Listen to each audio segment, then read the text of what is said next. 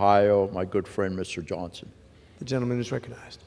Mr. Speaker, I rise in strong support of H.R. 1615. I got an article here.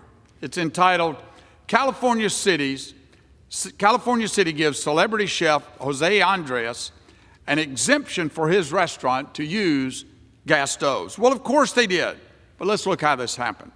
Now, it was reported that while the progressive city of Palo Alto, California, has a natural gas ban for all new buildings and renovations, a policy that Democrats are trying to enact all over the country, we find that the ban actually doesn't apply to everybody.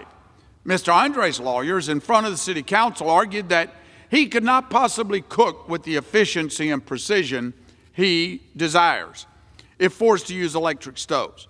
The city council agreed and gave him a one-off, only for him exemption to the rule. Not for small family-owned restaurants, not for working-class residents, no one else, just him.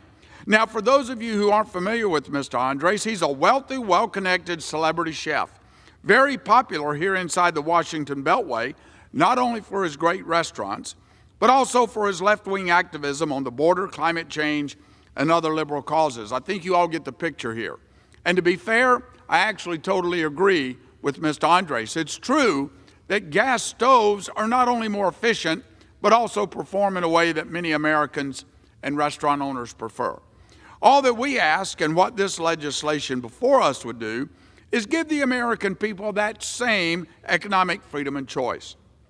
The choice to use appliances that they actually want and can afford. If we don't act, if we don't pass legislation like this, the Biden administration will continue on its path to take this onerous policy prescription nationwide.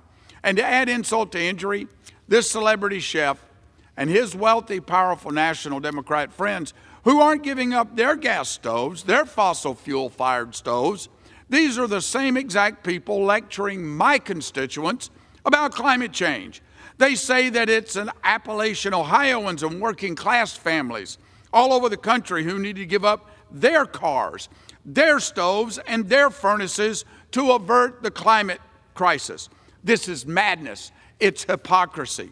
Mr. Speaker, any American, regardless of whether or not they're a wealthy, politically connected coastal elite, should be able to cook on a gas stove if they choose to. I urge my colleagues to support this measure.